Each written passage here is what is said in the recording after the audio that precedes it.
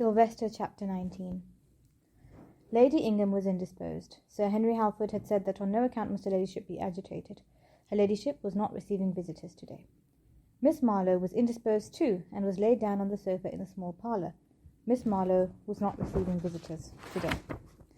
These melancholy tidings, delivered by Horwich in a voice of sepulchral gloom, daunted one of the two callers standing on the steps of the house in Green Street, but left the other unmoved. "Her ladyship will receive me," said Mrs. Newberry briskly. "Very proper of you to warn me, however, Horwich. I shall take care not to agitate her." "I could not take it on myself to answer for her ladyship, madam. I will inquire." "Quite unnecessary. Is her ladyship in her dressing-room? I will go up then." Emboldened by the success achieved by this bright-eyed lady, the second caller said firmly, "Miss Marlowe will receive me. Be so good as to take my card up to her." Mrs. Newberry ran up the stairs, and having tapped on the dressing-room door, peeped in, saying softly, "Dear Lady Ingham, may I come in? I am persuaded you won't be vexed with me, so you are not. Say you are not." The blinds had been drawn halfway across the two windows, a strong aroma of aromatic vinegar pervaded the air, and a gaunt figure advanced, hissing that her ladyship must not be disturbed. "Is that you, Georgiana?" faintly demanded the dowager from the sofa. "I am too unwell to see anyone, but I suppose you mean to come in whatever I say. No one cares how soon I am driven into my grave. Set a chair for Mrs. Newberry, Mucca, and go away." The grim handmaid disapprovingly obeyed this order, and Georgiana, her eyes becoming accustomed to the gloom, trod over to the sofa and sat down by it, saying coaxingly, "I have not come to tease you, ma'am, only to help you, if I can." "No one can help me," said the sufferer with awful resignation. "I need not ask if it is all over town." "Well, I should think it would be," said Georgiana candidly. "Charlotte Retford came to see me this morning, and I must own she said that people are talking. She described to me what happened last night, and oh, I thought I must come to see you, because even if Phoebe did write that book, I can't but like her still, and whatever Lyon might say about not meddling, if I can help her I will." "I imagine no one can now doubt that she wrote it," said the dowager. "When I think of all that I did for her last night, even convincing Sally Jersey that the whole thing was a hum set about by that pea-goose Iron Thrain, where are my salts?" "Why did she write it, ma'am?" asked Georgiana. "One would say she must detest Sylvester, but that she doesn't." The dowager, between sniffs of her vinaigrette, enlightened her. After that she took a sip of hartshorn and water, and lay back with closed eyes. Mrs. Newberry sat wrapped in meditation for a few minutes, but presently said, "I shouldn't think that Sylvester will betray her, whatever she may have said to him." "She betrayed herself, leaving him in the middle of the floor as she did. I did my best, Georgiana, but what was the use of saying she was faint when there was Sylvester looking like a devil? I will never forgive him, never. To overset her there! Heaven knows how I don't excuse the child, but what he did was wicked. And I can't even take comfort from the reflection that she made a laughing-stock of him because she ruined herself doing it," said the dowager. "He must have been very angry," said Georgiana, frowning, too angry to consider what might be the consequence of dashing her down in public. "For it was not at all like him, you know, ma'am. Nothing disgusts him more than a want of conduct. I wonder if Lyon was right after all." "Very unlikely," snapped the dowager. "Well, that's what I thought," agreed the Major's fond spouse. "He said it was a case between them. In fact, he laid me a bet because I wouldn't allow it to be so.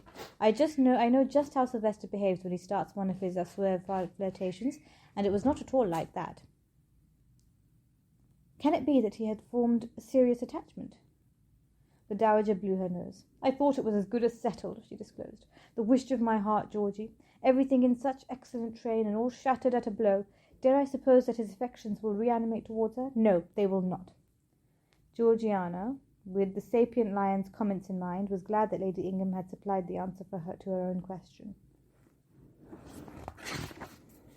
"Dished," said the Major. "Pity. Nice little gal, I thought. Won't pop the question to her now, of course. Couldn't have found a surer way to drive him off than by making him ridiculous."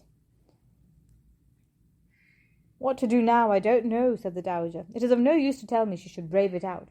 She ain't the sort of girl who could carry it off. Besides, she'll be refused vouchers for Almack's. I shan't even try for them. Nothing would delight that odious bowel creature more than to be able to give me a set-down." "No, that won't do," said Georgiana. "I have a better scheme, ma'am. That's why I came. Take her to Paris." "Take her to Paris?" repeated the dowager. "Yes, ma'am, to Paris," said Georgiana. "Do but consider. Phoebe can't remain mewed up within doors, and to send her home would be worse than anything, because it would be to abandon every hope of re-establishing her presently. Paris would be the very thing. Everyone knows that you have some thought of removing there. Why, I heard you talking of it myself to Lady Sefton. Everyone may know it, but everyone would also know why I had gone there. That can't be helped, dear ma'am. At least you will know that you have not cast Phoebe off. And you know how quickly the most shocking scandals are forgotten. This one won't be. Yes, it will. I promise you I shall be busy while you are away, and you know that no one can be more valuable than I in this affair, because I am Sylvester's cousin, and what I say of him will be believed rather than what Ianthe says. I shall set it about that what that scene last night was the outcome of a quarrel which began before Sylvester went away to chance, and had nothing to do with the lost heir. I shall say that was why he went to chance. What could be more likely? And, said Georgiana in a voice of profound wisdom, I shall tell it all in the strictest confidence, to one person or perhaps two, just to make sure of the story spreading. There was a short silence. The dowager broke it. Pull the blinds back, she commanded. What does Muka mean by leaving us sitting in the dark, stupid woman? You're a flighty, ramshackle creature, Georgie, but one thing I'll allow. You have a good heart. But will anyone believe Phoebe didn't write that book? They must be made to, even if I have to say I too know who is the real author. If Sylvester had taken it in good part, made a joke of it as though he didn't care about it and had been in the secret the whole time, it wouldn't have signified a scrap, because he was the only person unkindly used in the book, and if he hadn't taken it in snuff, all the other people who Phoebe dug her quill into must have followed his example. Don't talk to me of Sylvester, said the dowager with loathing. If I hadn't set my heart on his marrying Phoebe, I should be in transports over her book. For she hit him off to the life, Georgie. If he ain't smarting, still I don't know him. Oh, drat the boy! He might have spared a thought for me before he provoked my granddaughter to enact a Cheltenham tragedy in the middle of a ballroom. Perceiving that slow, unaccustomed tears were trickling down her ladyship's cheeks, Georgiana overcame a desire to retort in defence of Sylvester, and made haste to soothe her, and to turn her thoughts towards Paris. Yes, but it's useless to think of it, said the dowager, dabbing at her eyes. I cannot go without some gentleman to escort me. Poor Ingham would turn in his grave. Don't talk to me of couriers. I won't have strangers about me. And I am a wretched traveller, always seasick. And as for depending on Muka, she, you may lay your life, will be in the sullens because she don't want to go to France. Georgiana was rather daunted by this. After having her suggestion that the present Lord Ingham might escort his parents, spurned that she was at a loss, and could only say that it seemed a pity if the scheme must fail after all. Of course it's a pity, said the dowager irascibly, but with my constitution it would be madness for me to attempt the journey without support. Sir Henry wouldn't hear of it. If Phoebe had a brother— She broke off and startled Georgiana by exclaiming, Young Ord! I beg your pardon, ma'am? The dowager sat up with surprising energy. The very person. I will write at once to Mr. Ord. Where are they putting up? Radishes? Georgie, my love, the ink, my paper, pen, wafers? In that desk? No. I will get up. Here, take this away, child. But who is he? Asked Georgiana, receiving from the dowager a fan, a vinaigrette, a bottle of eau de cologne, another of salve volatile, and 3 clean handkerchiefs. He's as good as a brother. Phoebe's known him all her life, replied the dowager, beginning to divest herself of various scarves and shawls and rugs. A very pretty-behaved boy, once town polish, but most gentlemanly. Georgiana put up her brows. A fresh-faced young man with a shy smile. Does he walk with a limp? Yes, that's he. Just give me your hand. Or no, where has Muka put my slippers? Then I fancy he is with Phoebe at this very moment, said Georgiana. We met on the doorstep. I wondered who it could be. The dowager sank back again. Why didn't you tell me before? She demanded. Ring the bell, Georgie. I'll have him up at once. Georgiana obeyed, but said as she did so, To be sure, ma'am, if you think it right to take him. Right? Why shouldn't it be? It will do him good to see something of the world. Why are you thinking they might fall in love?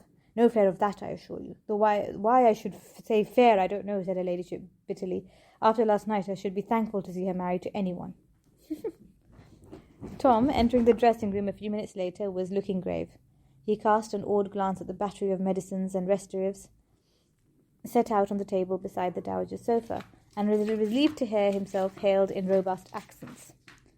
When asked abruptly, however, if he would escort her ladyship and Miss Marlowe to Paris, he looked to be more appalled than pleased, and although, when the inducement of a week in Paris, as her ladyship's guest, was held out to him, he stammered that he was much obliged, it was plain that this was a mere expression of civility. Let me tell you, Tom, that foreign travel is a necessary part of every young man's education, said the dowager severely. Yes, ma'am, said Tom. He added more hopefully, Only I dare say my father would not wish me to go." "Nonsense, your father is a sensible man, and he told me he thought at the time you got a little town bronze. Depend upon it, he can very well spare you for a week or two. I shall write to him a letter, and you may take it to him. Now, boy, don't be tiresome. If you don't care to go on your own account, you may do so on Phoebe's." The matter being thus put to him, Tom said that of course he was ready to do anything for Phoebe. Then he thought that this was not quite polite, so he added, blushing to the roots of his hair, that it was excessively kind of her lordship. He was persuaded he would enjoy himself excessively, and his father would be excessively obliged to her. Only perhaps he ought to mention that he knew very little French and had not before been out of England. These trifling objections waved aside, the dowager explained why she was so suddenly leaving London. She asked him if Phoebe had told him of the previous night's happenings. That brought the grave look back into his face. He said, "Yes, she has, ma'am. It's the very deuce of a business, I know, and I don't mean to say that it wasn't wrong of her to have written all that stuff about Salford, but it was just as wrong of him to have given her a trimming in public. I call it a dashed ungentlemanly thing to have done, because he must have meant to sink her to the ground. What's more, I wouldn't have thought it of him. I thought he was a first-rate sort of man, a regular Trojan. Oh, Lord, if only she had told him. I meant to have visited him too. I shan't now, of course, for whatever she did, I'm on Phoebe's side. And so I should tell him. No, I shouldn't visit him just yet," said Georgiana, regarding him with warm approval. "He is a Trojan, but I'm afraid he may be in a black rage. He wouldn't otherwise have behaved so improperly last night, you know." "Poor Phoebe, is she very much afflicted?" "Well, she was in the deuce of a way when I came," replied Tom, shaking like a black manger. "She does, you know, when she's been overset. But she's better now, though pretty worn down. The thing is, Lady Ingham, she wants me to take her home." "Wants you to take her home!" exclaimed the dowager. "Impossible! She cannot want that." "Yes, but she does," Tom insisted. "She will have it that she has disgraced you as well as herself, and she says that she would rather face Lady Marlowe than anyone in London, and at all events she won't have to endure Osterby for long, because as soon as those publisher fellows hand over the blunt, as soon as they pay her, she and Sibby will live together in a cottage somewhere. She means to write another novel immediately, because she has been offered a great deal of money for it already." The disclosure of this fell project acted alarmingly on the dowager. To Tom's dismay, she uttered a moan and fell back against her cushions with her eyes shut. Resuscitated by smelling salts waved under her nose and eau de cologne dabbed on her brow, she regained enough strength to tell Tom to fetch Phoebe to her instantly. Georgiana, catching the doubtful glance he cast at her, picked up her gloves and her reticule and announced that she would take her leave. "I expect she feels that she had rather not meet me, doesn't she? I perfectly understand, but pray give her my love, Mr. Ord, and assure her that I am still her friend." The task of persuading Phoebe to view with anything less than revulsion the prospect of being transported from the fashionable world of London to that of Paris was no easy one. In vain did the dowager assure her that if some ill-natured gossip should have written the story of her downfall to a friend in Paris, it could be denied. In vain did she promise to present her to King Louis. In vain did she describe in the most glowing terms the charm and gaiety of French society. Phoebe shuddered at every treat held out to her. Tom, besought by the dowager to try what he could achieve, was even less successful. Adopting a bracing tone, he told Phoebe that she must shake off her blue devils and try to come about again. "If only I might go home," she said wretchedly. That, said Tom, was addle-brained, for she would only mope herself to death at Osterby. What she must do was to put the affair out of her head. Though he thought she should perhaps write a civil letter of apology to Salford from Paris. After that she could be comfortable, for she would not be obliged to meet him again for months, if Lady Ingham hired a house in Paris, as she had some notion of doing. But the only effect of this heartening speech was to send Phoebe out of the room in floods of tears. Oh, God. It was left to the squire to bring her to a more submissive frame of mind, which he did very simply, by telling her that she owed it to her grandmother, after causing her so much trouble, to cheer her up and to do as she wished. "For it's my belief," said the squire shrewdly, "that she wants to go as much as for her own sake as yours. I must say I should like Tom to get a glimpse of foreign parts too." That settled it. Phoebe would go to Paris for grandmamma's sake, and try very hard to enjoy it. Her subsequent efforts to appear cheerful were heroic, and quite enough, said Tom, to throw the whole party into the dismals. Between Phoebe's brave front and Muca's undisguised gloom, the dowager might well have abandoned the scheme, had it not been for the support afforded her by young Mr. Ord. Having consented to go with her, Tom resigned himself with a good grace, and threw himself into the business of departure with so much energy and good humour that he soon began to rival Phoebe in the dowager's esteem. With a little assistance from the squire before that excellent man returned to Somerset, he grappled with passports, customs, and itineraries, ascertained on which days the mails were made up for France, and on which days the packets sailed, calculated how much money could be needed for the journey, and got by heart such French phrases as he thought would be most useful. A road book was his constant companion, and whenever he had occasion to pull out his pocket-book, a shower of leaflets accompanied it. It did not take him long to discover that the task of conveying Lady Ingham on a journey was not so sinecure. She was exacting, and she changed her mind almost hourly.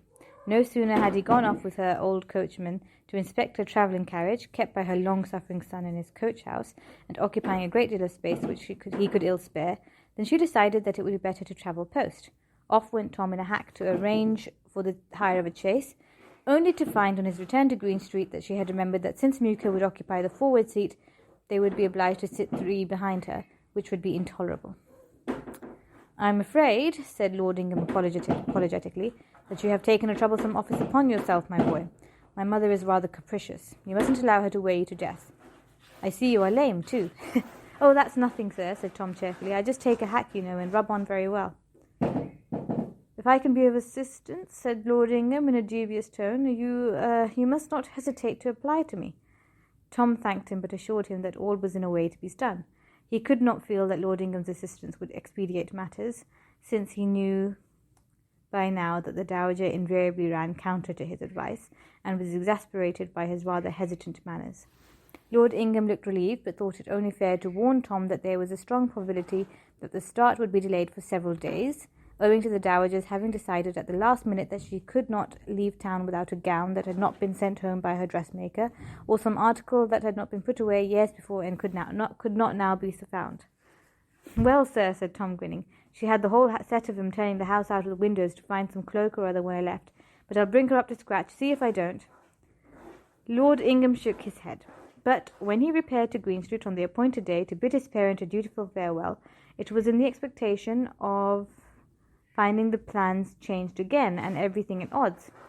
But Tom had made his word good. The old-fashioned coach stood waiting, piled high with baggage, and Lord Ingham entered the house to find the travellers fully equipped for the adventure, and delayed only by the dowager's sudden conviction that her curling tongues had been forgotten, which entailed the removal of everything from her dressing case, Muca having packed them at the bottom of it.